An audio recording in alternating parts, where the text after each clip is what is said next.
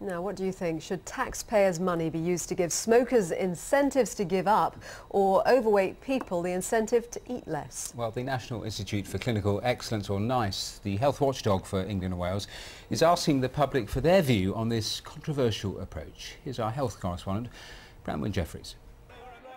Drinking, smoking, the food we eat, everyday choices affect our health.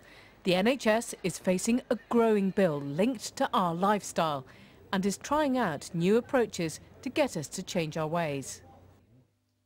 Evelyn Lawrence looks like a different woman. At 18 stone, she had diabetes and other health problems. Now she's more than 5 stone lighter, partly thanks to a discount at the gym paid for by the local NHS. I needed the kickstart, I needed the prod. It took a while, and I have been on many diets in the past, and I've even been to dietitians many years ago because I've always been a biggish person. But this time it's worked, and it's worked very well for me. Spending NHS money to reward healthy lifestyles is controversial. Not all schemes have worked as well, and more hard evidence is needed. The key thing, of course, is to monitor the interventions and to make sure that people are actually changing their behaviour, because the last thing we want to use is NHS money inappropriately. At the centre of this is one big question. Is it our responsibility to eat a healthier diet and exercise more? Or should the NHS be actively encouraging us to become healthier? It's got to be the last one, all right? Last one till the next one. Government ad campaigns are one way of influencing our behaviour. Research suggests we do accept responsibility for our choices, but at the same time want the NHS to have some kind of role.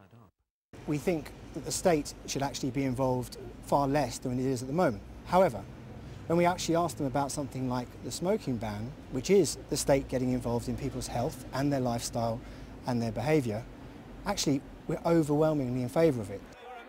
How to help us be healthier is a political minefield, one the government will try to navigate when its plans are published this autumn. Bramwyn Jeffries, BBC News. Well, let's talk more about this with Zach Cooper, a health economist from the London School of Economics, and Mark Littlewood, Director of the Institute of Economic Affairs. Well, interesting idea. Mark, good idea or bad idea, do you think? It's a bad idea. Listen, I can see the route they're going down. Clearly, the health service bill keeps going up and up and up. I can see the desperation to cut the bill. But I think this is too patronising a way to proceed, and actually also has an awful lot of devil in the detail. We're going to treat people really like 13 or 14-year-old children. I mean, I'm almost wondering whether I'll be given another couple of quid by the NHS if I finish my greens at dinner tonight. It's an extraordinary way to treat adults, but we've got to find a mechanism in our healthcare system to make individuals responsible for what they do. Zach, patronising as an idea? Far from it. Most people want to live healthy lives. 70% of people say they don't want to smoke, only 3% are successful at quitting. People don't want to be obese, but it's very hard because the costs of quitting are now, the benefits are in the future. And the question is, how can we make the incentives for people to actually do what they want to do, to get around the junk food that they see every day, the bombardment to smoke, and actually do what they really want to do, which is quit, which is lose weight, which is to be healthier. Isn't there already, though, a financial incentive to quit smoking, in that you won't be laying out a £5 for your packs of cigarettes? Well, absolutely, and the question is, can we do better? Because clearly that's not working. One of the things we see is that 7% say they want to quit, 3% don't. The cost for a business, if they get somebody to quit smoking, £2,000 a year. So they gain £2,000 if they can get one of their employees to stop smoking. Smoking leads to 20% of all the cardiovascular disease we see in the UK. There's really no choice but to get down this road. So what's the alternative? You're frowning, well, my alternative is to leave it to individual responsibility. And we do bear in mind that smokers comfortably pay for all their health treatment. It's not £5 for a packet of cigarettes, it's about £5 in tax on a packet of cigarettes, which easily covers the smoking bill on the National Health Service. And another more practical problem, I think, is this. We're going to pay people who smoke and then give up. But if you've actually shown the self-discipline never to smoke in your life, you get nothing. right? So we're going to actually give away taxpayers' money if this goes through to people who are merely correcting their bad I think if it works, why not? If it's going to save the country money. The evidence on this, I think, is extraordinarily patchy. I think it's extraordinarily patronising, and I think it ducks the main issue that we've actually got to make individuals responsible for their own healthcare budgets considerably more than we do at the moment. Yes, that twin thing about individual responsibility, why shouldn't it just boil down to just saying people eat less, exercise more? This is not the time to be spending money in this sort of way. People look at this and think that's a nonsense. Because it's a great soundbite, but it doesn't work in practice. I mean, I think what you're saying sounds great. Oh, personal responsibility, let's just leave it up to the market, leave it up to people to do the right thing. But it's not working, and it's costing the health service money. There was a great study in the New England Journal of Medicine looking at precisely this. But and they found that it led to much higher quitting rates, and it saved the health service isn't working. If you have a health service which is determined to pump out healthcare free to everyone, cradle to grave, without question, then unfortunately this sort of nannying, paternalistic policy comes in.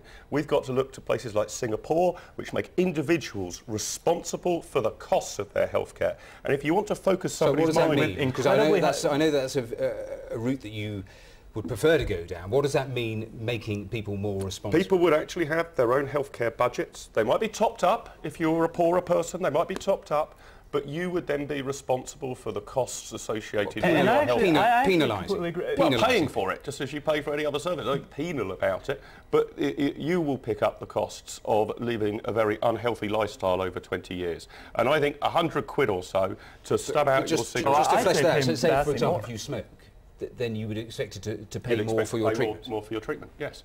I mean, you might want to reduce the tax on tobacco because at the moment smokers are paying for that. And this works very well in Singapore, where the actual healthcare outcomes twice as good in Britain for something like half the cost per head. Do you disagree with that as a premise? You just essentially stated the argument against what you're proposing. So right now we tax cigarettes. So there's a financial disincentive. It doesn't work, people still smoke. Yeah. That means we need to look towards alternatives. If we look at Singapore, it's really not a great example because user fees are tremendously higher than they are in the NHS. What do you think the optimal number of smokers is? I don't like NICE or a bunch of quangocrats deciding for people what their own lifestyle decisions should be. But what you have to say is what you're going to do. But I do want to find ways to make sure... I'd like to adopt the Singapore Health Savings Account system, which provides absolutely never far better service than you get from the NHS. So we're going to scrap the NHS in the interest of lowering smoking? We should move towards a health savings account system that produces far better outcomes. The problem we've got, if we're going to continue to stick with a health service that provides healthcare free at the point of use for everybody, is inevitably these annoying, nannying sort of policies get promoted. You don't like what you describe as nannying measures, but the one thing we do know that's worked has been banning smoking in public places, and that's state intervention. It hasn't reduced the number of smokers in the United Kingdom. Oh, it absolutely has. Still about 23% of people smoke cigarettes in the United Kingdom. It may mean that pubs don't smell of smoke anymore. Mark posed this question a little earlier. So you give somebody money to stop whatever it is, smoking or eating. What happens if they take that money and then, 3 months later, they lapse? You just do the whole thing again? Well, no, one of the things you see is if you get somebody to stop smoking for a month, chances are they'll stop smoking indefinitely. You cure them of the addiction. You get the nicotine out of their system. And one of the things they showed in this New England Journal study is that once they got them past the first month, they tended to not How many people smoke. do you know that have tried to quit smoking and have done it 20 times? Quitting smoking easy, I've done it 20 times. That's what people will say. What's the alternative? I mean, the alternative is to do either what Mark's proposing here, which is to abandon the NHS, or keep on going as we're going now. You may well find that's just simply not financially even if they give up, sustainable. you may well find they spend the money on drink. Right. I think this is a debate that'll keep on going, but for now we're going to have to wrap it up. Mark Littlewood and Zach Cooper, thank you. Thanks very much. Well, it's just slipped past 1:45.